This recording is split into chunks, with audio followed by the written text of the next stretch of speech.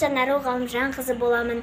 Мен номер 82-ші Кенесары Қасымұлы атындағы жалпы орта білім беретін мектебінің 4-ші сынып оқушысымын. Мен болашақта журналист болғым келеді. Мен бүгін жанымда жүр жақсы адам тақырыбында сұхбат аламын. Ал құрметті көрермен, мен нағашы апамның үйіне келдім.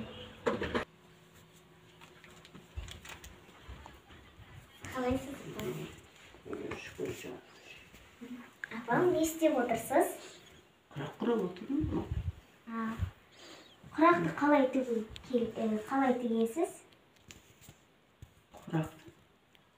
Құрайдың құрағына қарай аласың. Матаны түрімен. Мысалы, өзің қандай құрақ құрайсың? Мысалы, мынаны 8 жапырақ дейміз. 8 жапыраққа әр түрлі түсінен аласың мені. Мынау қызыл түс, мынау жасыл түс, мынау сары, мынау қызыл, мынаны көк. Осы түсіне қарай кесіп, соны құрайсың. Ал мынау не?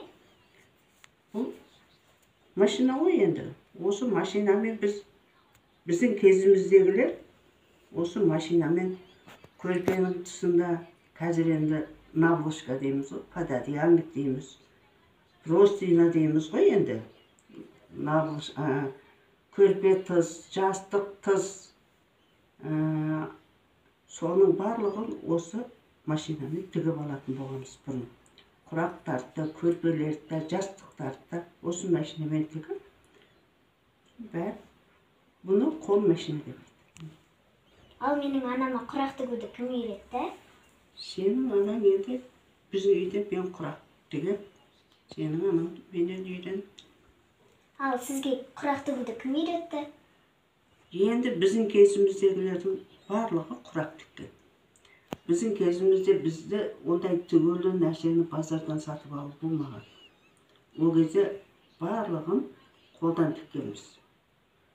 Менің өзімді шешем, апаларымыз, одан үлкен әжелеріміз, барлық нәрсені қолдан істеген, қолдан тіккен. Матасын алатын болғанда, өздері қолдан, барлығы өздері тігетін болған.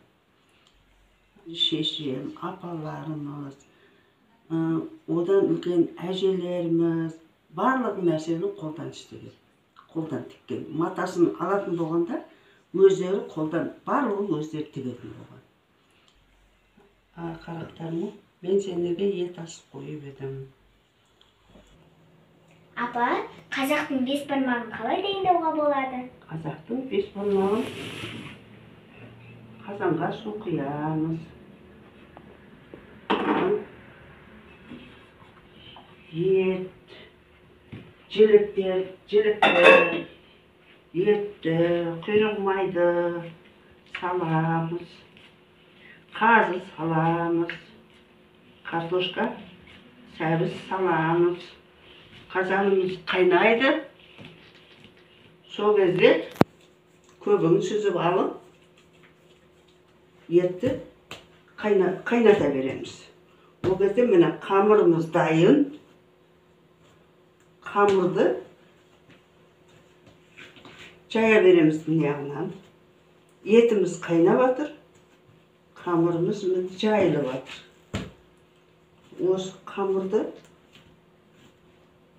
жая береміз. Енді жілікті әртүрлі адамға қарай келген қонақтың ретімен қоямыз. Мысалы, құда келсе жамбас, қадірлі қонағың келсе, әйел кісілер болса тоқпан жілік, қыздар келсе асықты жілік, күйеу келсе төс, сөйтіп қоямыз. Сөйтіп қазанға салдық қой, енді ол пісіп жатыр. Енді біз қамыр жайып жатырмыз қазір. Осы қамырды жая береміз. Қамырды жайып болғаннан кейін бұны кесіп жақсылап. Бағанағы етіміз пісті ғой қазандағы. Сол етті сүзіп аламыз. Оны етті сүзіп алатынды біз шолпы дейміз ғой. Сол шолпыға. Шолпымен сүзіп аламыз. Содан кейін қайнап атқан суға мына қамырды жайып, кесіп саламыз. Сөйтіп қамырымыз қайнап, қамырымыз піскен, біз